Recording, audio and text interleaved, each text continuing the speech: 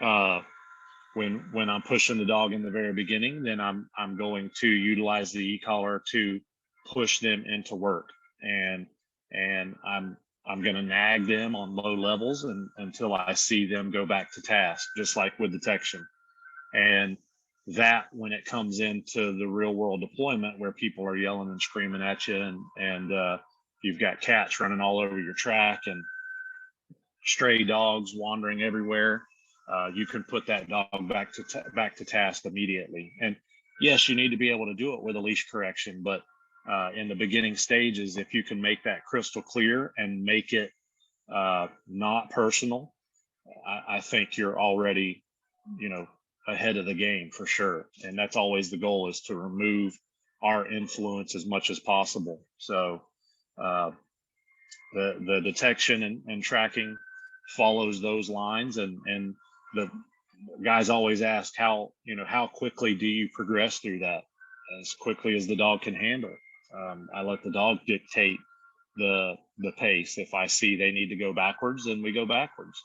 If I see they're ready to progress and they're annoyed by basic steps, then we go forward. And I make that decision incorrectly a lot of times, and then you end up taking a step back. So, but I think the mistake I see the most is taking that step forward and the dog struggling, and we either help um, way too much instead of letting the dog figure it out, and it's failure based learning. And to me, that is that key ingredient that I see missing from a lot of programs. The dog has to fail, and they need to fail a lot to be able to learn how to overcome and to just work harder. And that's the key to the e-collar, is it tells the dog you need to work harder, you need to do more. It's not uh, it's not always don't let go of things, so I'm going to slam you with an e-collar. It's pushing them into a job, and I think that's imperative. So uh, when we go from all the imprinting's done, the grass tracking is going very well, and the hard surface tracking, the dog is going to get a steady diet of that, and he's going to live there for quite a while. Once he's handling a lot of turns on hard surface and a lot of distractions on hard surface, then when he goes to grass, it's a breeze. Um, Once all of that comes together, then at that point I will start kind of dabbling in some obedience, and with obedience comes outing, and I try my best to stick to no conflict outing. And by that point, the dog should be extremely loaded on a marker system, and a marker system is life for that dog at that time. And I've had great success with, um, just through classical conditioning, that dog into letting go of whatever's in his mouth, and to just trade it for food through a marker. um, and it makes it extremely easy. So uh, and then I'm pairing the e-collar with that command at that time. When I do start implementing it, as soon as they're letting go, there's low level stim consistently every day, over and over and over. And once they're anticipating letting go of whatever's in their mouth, and I just add a command to it at that point. Uh, and that's simultaneously building sits, building downs, building duration. But I kind of stop all nose work tracking, uh, at that time, because the dog can only take so much food, and I'm a huge proponent of existential reward. Um, I I don't love paying dogs with toys, number one, until they clearly understand what I'm asking them to do, and number two, until I have a way for the dog to let go of the toy. Uh, so once the out is there, once the obedience is flowing along pretty well, uh, then I will go into bite work. Uh, and and in my opinion, I mean, if you've selected the dog properly, uh, and done your due diligence on the front end of it when you select that dog, then the bite work's going to be a breeze. It's they're Cadillacs and all we're doing is showing them some gripping, showing them how to overcome conflict, how to overcome aggression from a bad guy, and putting it in different environments. But I don't like teaching anything bite work until I'm clearly done with all the other focus work, the scent detection and the tracking and the obedience. And mainly because in my kennel, everything's done in one big building. So if I've got my bite table on one side and the rest of it is detection is everywhere, if I scramble his brain with bite work on the table, when I come in to try to do scent work, if he doesn't understand the rules, very clearly, then I'm screwed right off the bat. And it would make building anything from that point on extremely difficult. And I want, like I said, perfection in all aspects, but especially in the tough work of tracking and detection. So I've got a dog now that's he's through everything up to the point of bite work, and he'll get a glimpse of it. And at that point, his handler will be joining for their portion of the school, which I wish I could do longer, but obviously we're on timelines with command staff, but 6 to 8 weeks is about how long it takes to blend the two together. And at that point, the dog is just shy of turnkey. And as I prepare the dogs for every crappy correction a handler can give, every horrible timing that a handler can give, and if they're prepared for that, then they don't think anything else about it when it happens. So and to me, they have to see all of that, so that when the handler does take over the leash, if they are just really bad at their job, then it gives me time to work them through it. So on now that you kind of have a Reader's Digest version of how I handle building the dog. Now the handlers with it, they're through their school, and now it's time to get the dog ready for the real world. And I always say to handlers, and I hope it never pisses them off, but it doesn't impress me for a dog to go into a narcotic search and it's been set up with all 5 hard dope odors and in a total of 6 or 7 rooms, utilizing 2 as a blank. That's not real world. That's it doesn't impress me to find each and every odor. It impresses me for a handler to take his dog into an unknown search when they're prepared and do 10 rooms and there not be a single odor out, with multiple distractions out, whether it's a distracting odor or a distracting environment just by working in a school with people moving all around, or an environment where people are trying to get the dog's attention while he's working. For a handler to go into that type of environment and there not be a single target odor out, and that handler to walk to the front door and say, I've searched everything, everything's clear, that, in my opinion, is one of the most difficult things for a handler to be able to do, is have the confidence in their dog to come out of that and say, yep, there's nothing there. And I'm sure every handler, when they got out of school and went to the road and got their first call to sniff a car, they got to that car, ran the dog gave them no change in behavior, no indication. And as they're walking their dog back to their car, they're thinking, holy crap, the other unit called me here for a reason. They obviously think that there is narcotics in the car, or else they wouldn't have called. And my dog showed no interest in it whatsoever, besides just working the car properly, but gave no indication. What do I do now? And that's tough. And I've been there, and being able to walk to that unit and say, hey, I've got no indication, no final response, no change in behavior, nothing, with confidence, that's tough. And I think when a handler is getting ready to leave school, that team needs to see searches like that. It's not going to go, you don't send them from finding 5 hides on every search to there being no hides, but that dog needs to be eased into making that dog's internal clock, that handler's internal clock, say, I'm good after the first room is blank. I'm good after the second room is blank. I'm good after the third room is blank. Because I've watched dogs that are paid consistently after that first blank room or the second blank room give a handler an indication because their clock says, hey, I need to be paid. I've traditionally been paid at this point. So I'm going to try to work the system, and handlers believe it hands down.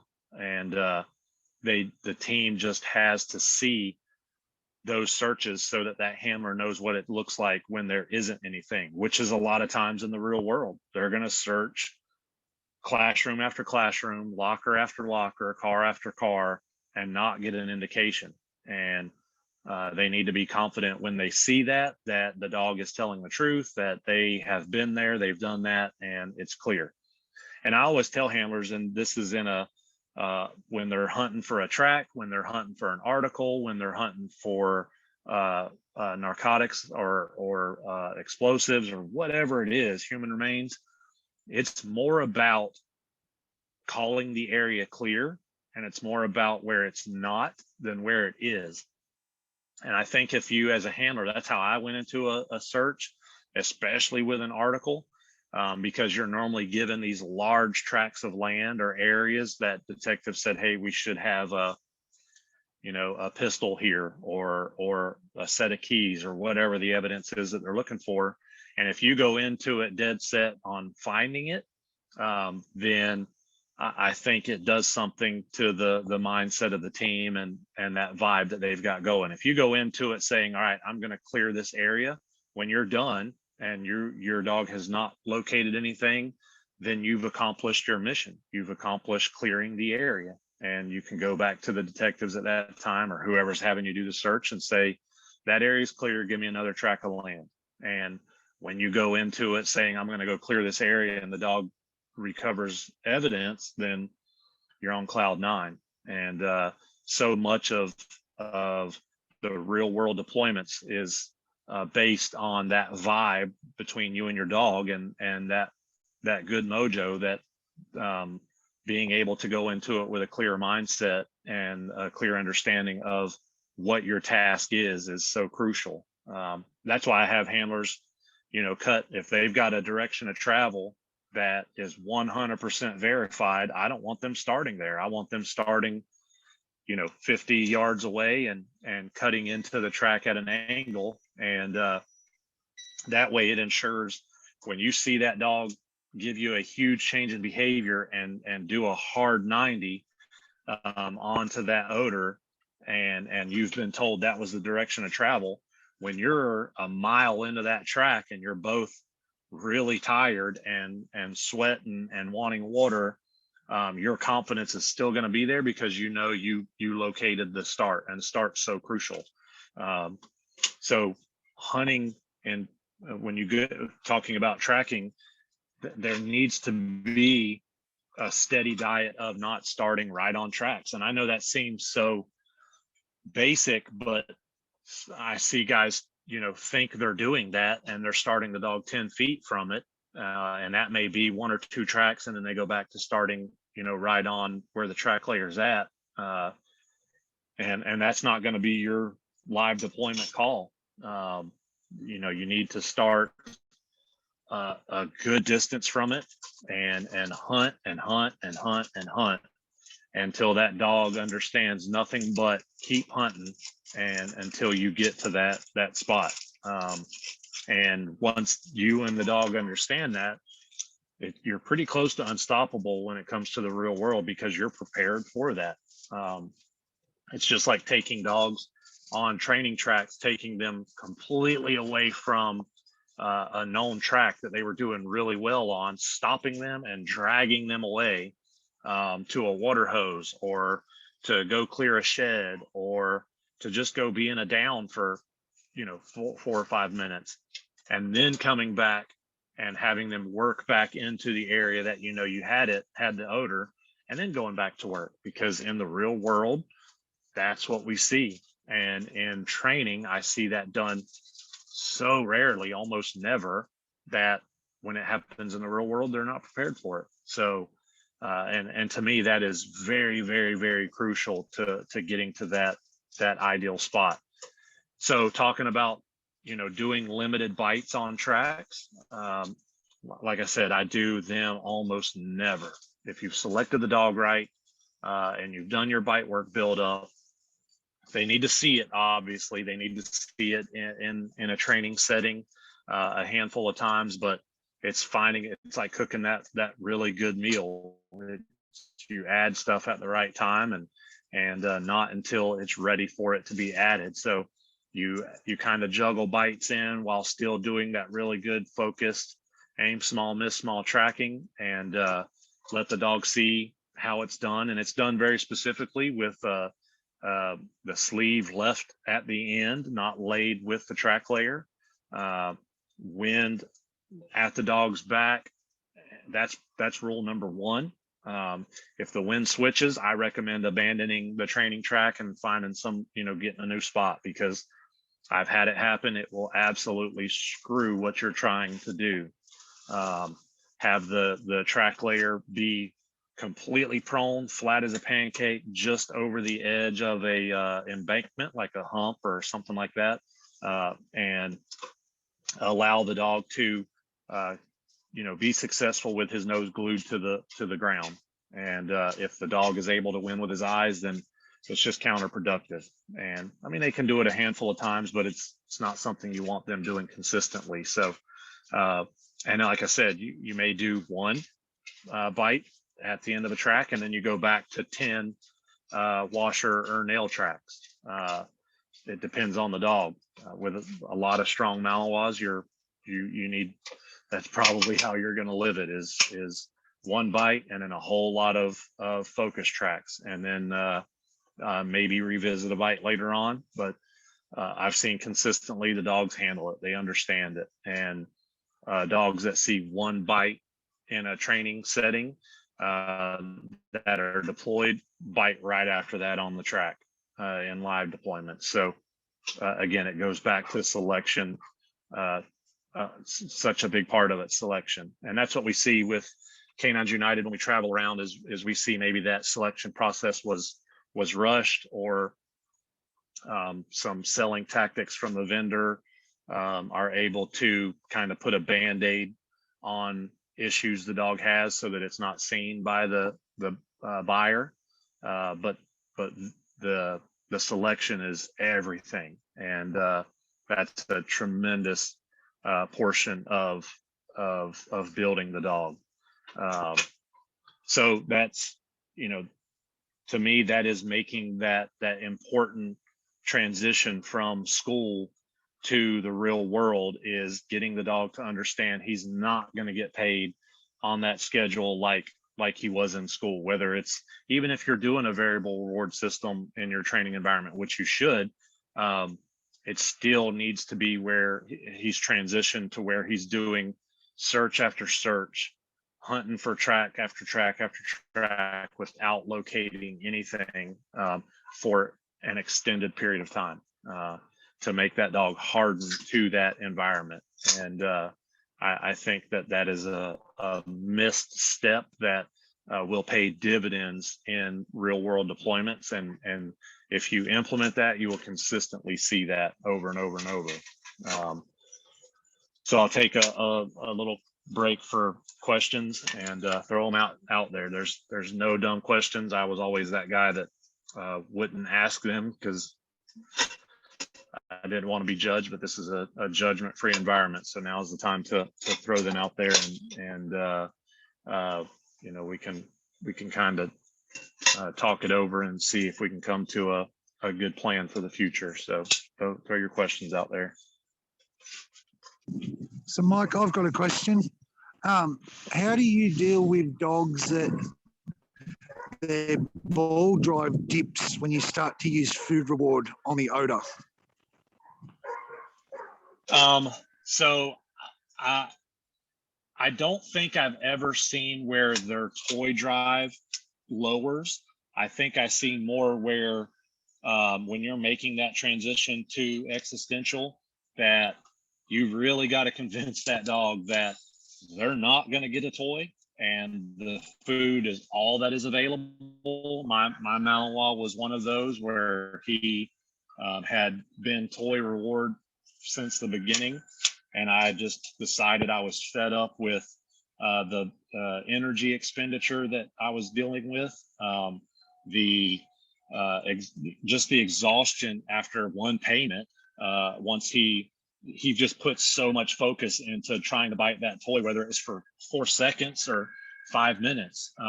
Once I outed, the outing was fine. I get the toy back, and then his tongue's hung halfway out of his head. So I decided at that point I would switch to nothing but food. Even to this day, he's 7 years old and he never gets a toy reward.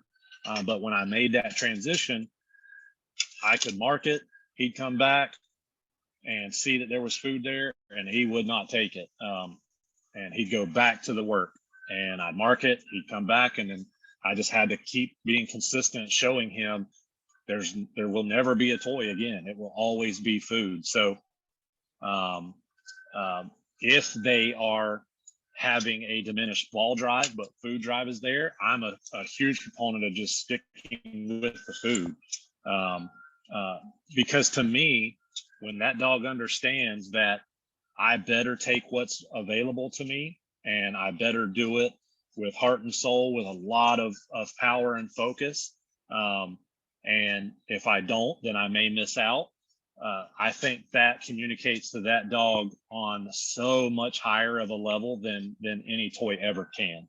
The only downside to food reward later on is you have to actually bring it with you to work, where everybody's got a ball. I always forgot my food reward. So, but by that point, my dog was pretty understanding of, doing a dope sniff and getting one piece of kibble because he was on a variable reward. So he may, if he found 2 odors, one odor would be a marker after finding it. And then him come to me, I'd put him in a behavior, go to the next search area, search. And then he may get that one lone kibble that I bummed from another handler. So if you've transitioned to existential and the toy is not giving you the same level as existential, then I think you're on the right path. And I would just stick to existential, because to me, existential blows toy out of the water because it taps into that stomach, you know what I mean? And you're getting every ounce of focus from the dog while conserving energy, reps, their brain. Some of these stronger dogs, if they even see a toy from 100 yards away, their brain is gone into outer space, and you're trying to capture it. Where with a toy, you can utilize it into a search, so, and into learning. Does that answer your question? I hope. It did. Thank you. Yes, sir. If anyone has any questions, feel free to unmute your mic and you can ask Mike directly.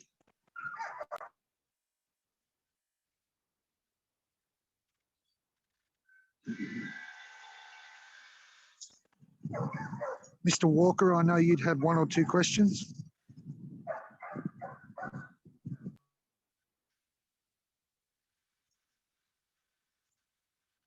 I think on my screen, if you tap the screen on the bottom left corner is your mute button, so you may be stuck on mute.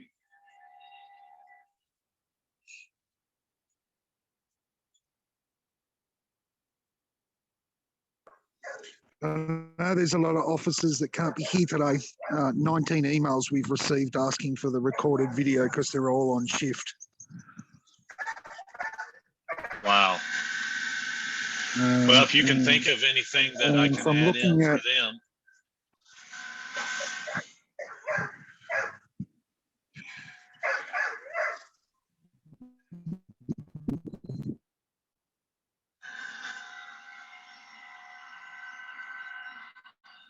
In regards to tracking, Mike, do you teach your dogs to use air scenting as well as ground, or do you keep them all to nose to the ground?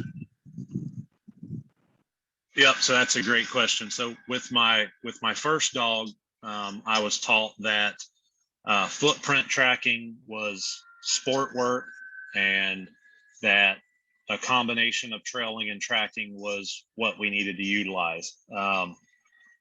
So the way I feel now is footprints tracking and teaching the dog to follow each step in a smooth manner will make you far more successful than that dog thinking that it can air scent its way to success. And that's where that's where the article-based tracking comes in, is they can't afford to use air scent too much to be successful.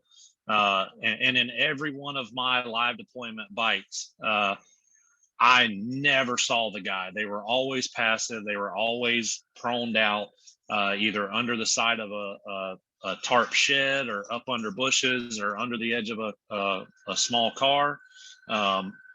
And the dog's nose led him right to it.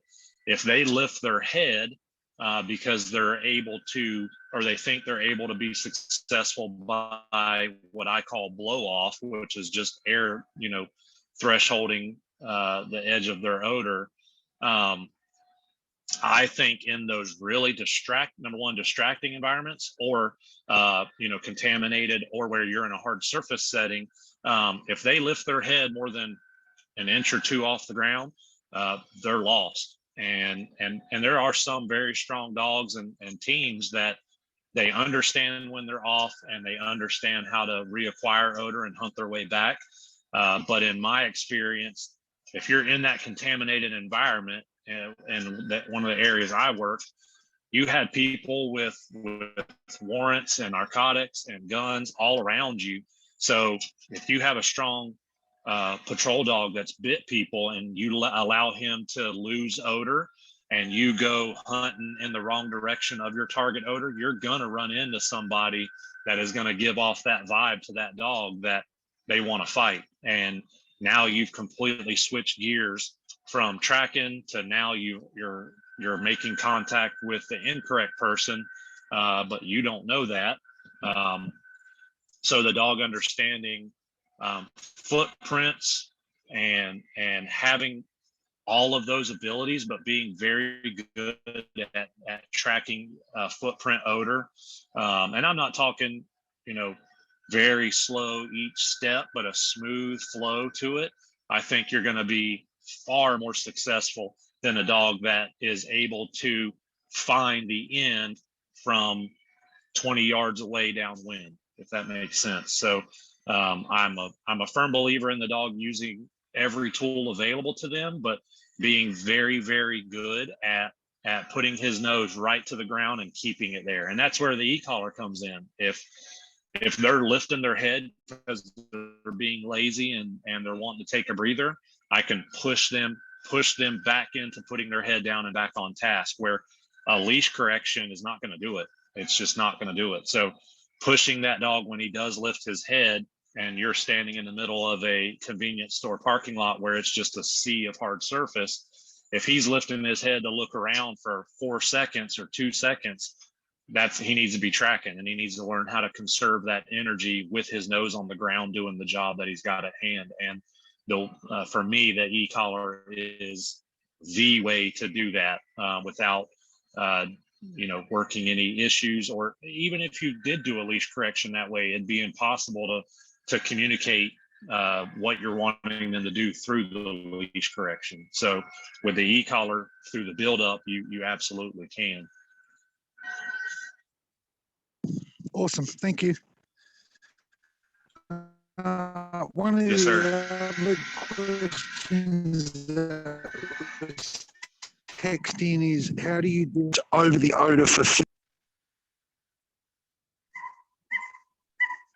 Sorry, I caught the tail end of that. Something about text with odor. What was it again? Try it again. So how do you deal with the dog that will go over odor to get to food? Oh, okay. So for me, the food distraction, like I was saying, is a crucial beginning step. Um, so we set up booby traps uh, once your consequence is clearly communicated to the dog, what he needs to stop doing and what he needs to do to turn the consequence off. That's where the booby traps come into play. And it may be dog food, it may be human odor, it may be a person walking next to the dog, waving a toy around or calling his name or trying to get his attention.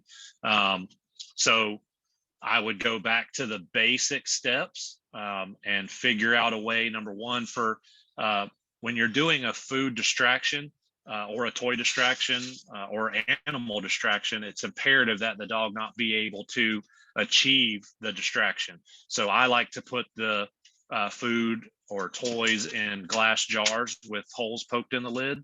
Um, so the dog can get to it, but they can't actually achieve it. And when they're doing that, I'm annoying them with low-level e-collar stim, and pretty quickly they'll get tired of one, the nagging e-collar, and two, not being able to achieve what they're trying to get to because it's protected by the jar. And I've got it set where it was put out by a separate person from the track layer, but the track is very nearby. Uh, and once the dog learns that that's not going to pay them and the e-collar is annoying, they can very quickly come back to task. And that's where a marker system comes in, is the second they come back to task and you can see they've ignored that food distraction or whatever it is, you can mark them when they're tracking. You can give them a verbal marker and then come to you for a reward, or it gives you time to walk ahead and place your reward on the track. Or if you're good, you can toss a toy over their head. I like utilizing all of those depending on the dog that I'm working. So, setting them up in a very controlled, very small setting is imperative, where the track is only a few yards long, and that distracting odor is nearby.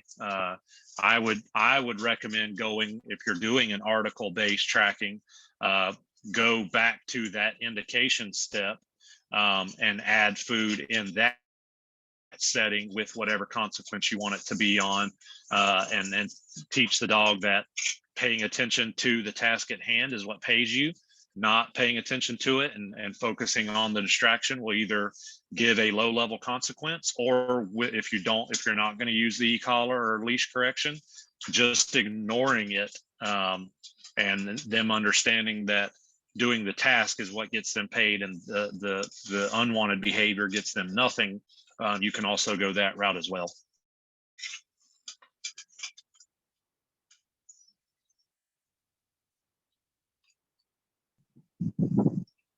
So what happens if you can't use the e-collar in that situation? Because some agencies in Australia are not allowed to use e-collar. Yeah. So what I would recommend is, if you can't give that type of consequence, then the payment for the desired behavior and the non-payment and the giving no focus to the unwanted behavior is where that juggling match comes in. So say you've got your article in the room, and say the dog is either back tied or you're standing on the leash or whatever, but a very small focused environment. Even with like the baby gates or the small doggy fences, you can put the bowl of food right outside of that, make it where it's just not achievable.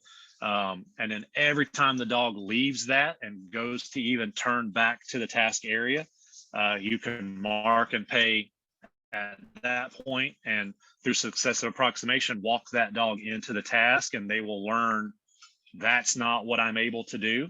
I can't achieve that, and it doesn't pay me. And then if you want to make corrections, once they understand that, try to, when they go over to investigate that distraction, you can nag them with your collar if you'd like. And then when they turn to come back into your area, you mark and pay. And you can push them to where they go all the way to the article. and maybe even into a final response, whatever the dog is capable of at that time. But I'm a big proponent of the second they leave the distraction, the second they leave from doing the unwanted behavior, you mark and pay them leaving that. And they clearly understand that. They understand, okay, this is the desired task. This is what pays me. The undesired task gets me absolutely nothing, and it gets boring. And so if it's a food distraction, but you've got food on you, but they have to do a certain behavior to get you to give it to them, and the food that's the distractor gets them nothing, they will pretty quickly realize that is not going to get them anything. And those controlled environments is where you can add that correction for the going at the unwanted distraction, and then immediately pay when they come into the desired area. Thanks, Mike. Another question that's been texted in is, when you're imprinting the building search, do you imprint on leash or off leash? Yep. So I do all of that work. I try to stay on leash, and it depends on the environment as well. If I'm able to shrink that environment in the beginning steps down to where again, it goes back to the can't train dolphins in an ocean. If I can keep them in that area with parameters that are there, then I will have them off leash and let them kind of self-discover their way to the desired response. If the environment doesn't dictate that, and I'm not able to shrink their abilities to be mobile, then the leash will become my fence at that point. The leash will become the wall that keeps them from going into areas that they shouldn't be going into and expending energy there. Now, when it translates to building clearing is done, they understand what we're doing, and we're working the street, I do I would say just article searches when they're able to be done. I do 0 off lead. Building clearings, on lead, dope sniffs on a flexi, tracking on lead. I've been dabbling in some off leash tracking just because of Michael Gooseby and those guys. I kind of want to see how it goes, but the on leash value is so much higher, and I think it comes from when guys are doing off leash stuff. It's because they want to remove themselves from the situation and let the dog work. But if you do that in the beginning steps and you free shape it and let them build it, and then show them that you can remove yourself and they need to work on their own, then there's no use to cut them off lead to remove yourself from it, because you've already done that. The leash at that point and deployment settings is, for me, a huge safety. You can keep them from going and inhaling that pile of meth on top of the table, or getting into something that's going to hurt them. You are able to stop it. And then as far as dope, as detection sniffs go, you're able to block their path into areas that don't need to be sniffed, or that you have already determined is clear. Because if they're able to keep going into those areas, that's energy that you need to be focusing in desired areas. And with my last dog, that was a huge thing. Energy management was everything. So keeping them in desired target areas was what the leash was for. And I see guys do off leash stuff all the time, and it's more of an argument fest than it is targeted work. And if you would just hook a leash to them and move them with you, then you would be able to put much more energy and focus into the desired task at that time. I hope that answers that question. It did. Thanks, Mike. And another one that come through was, do you have more? Hang on, let me read this properly. Is your preference more for shaping than it is luring? And do you find with shaping you get a more independent and stable dog? Absolutely. Yep. If time does, and it's certain things. So I'll free shape all of the tasks that I want the dog to work independently with. in the police dog setting. So detection, tracking, I free shape that stuff as much as I can. And then when it comes to the obedience portion, it depends on the dog. If I've got a really active dog that I can shrink his environment and he's just trying to offer all kinds of stuff, then I'll allow him to free shape that all day long. If I've got a dog that's a knucklehead that I can tell is not quite understanding why we're standing in a small environment with me doing nothing, time dictates that I have to have this dog done at a certain time, then I'll lure sits, I'll lure downs, and I'll lure the finish to the heel. But as far as the nose work stuff, the stuff that pays the bills, I'm gonna free shape that 9.5 times out of 10 for sure. Thanks, Mike. That's all the questions in the text so far. Does anyone have any verbal questions at all? Okay. Feel free to unmute your mic.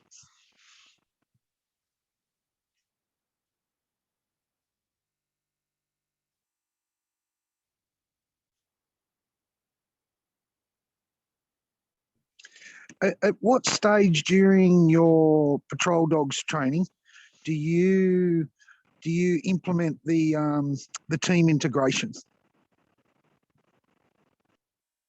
Yep. So a great example is the dog I've got now. He's solid on tracking to a point that I would track with him on a live deployment. He's solid on his dope sniffs to the point that I would deploy him right now for a dope sniff wherever he needed to go. And the obedience it's there. He's got duration.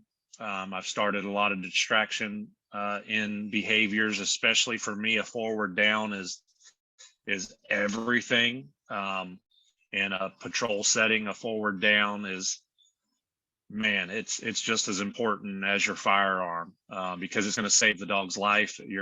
You're going to be able to see a hard corner coming up when he's tracking and slam him into a down, and you can clear it and then put him right back to task.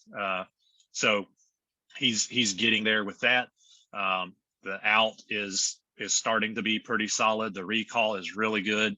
And with that, whenever I've got them where they're pretty shaped for a certification, then and everything else is there deployment wise, that's when I'll have the handlers join. And it's about 4.5 months probably that I've got the dog. And I like for the handler to do a lot of the healing. I show the dog an outline of, okay, this is the position that pays me. My eyes up pays me. I teach them a little bit of the finish to the heel under e-collar and with a leash and prong collar. But I like for the handler to kind of do that song and dance of the and I like a focused heel. I teach a utility flat heel on most of the time it's on the right side, and then the focused heel is certifications, demonstrations, and just training to keep it good and sharp. But once the dog is solid with tracking, solid with detection, has a really good flow to obedience, has a pretty solid out, and you know, obedience is or recall is a part of obedience, then I'll have the handler come in, and that's where I most of the time will start true bite work, because for me, I don't want to bite me and then me having to hook a leash to them and put them back in the kennel. So when the handler gets there, as long as we've selected the right dog, I think in that 6 to 8 week time period, with all the other blocks there, then we can put the roof on the house with the handler there and start doing the bite work. Awesome. Thank you. Does anyone else have any questions? Yes, sir.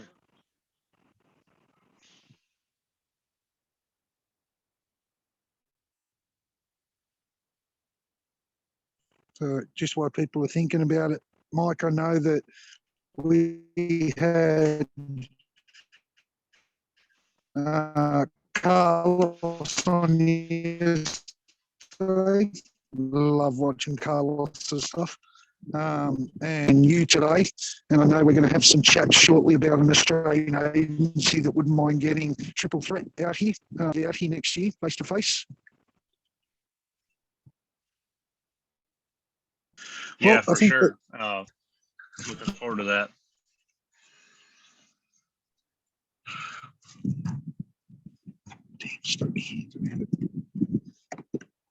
Did I lose it?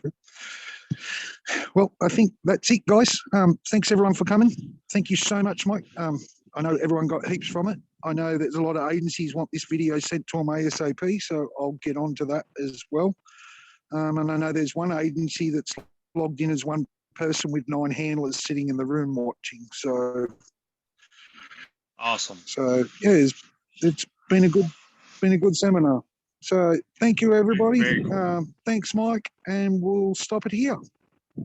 All right. I appreciate it. Thank you so much, guys and girls. And if you need anything, MLK9 is my business name. I'm on Facebook, MLK9. And if you want to jot down my email, I can give that to you. It's Mike, MIKE, at MLK9.com. And if you've got any questions you want to shoot me, my door's always open.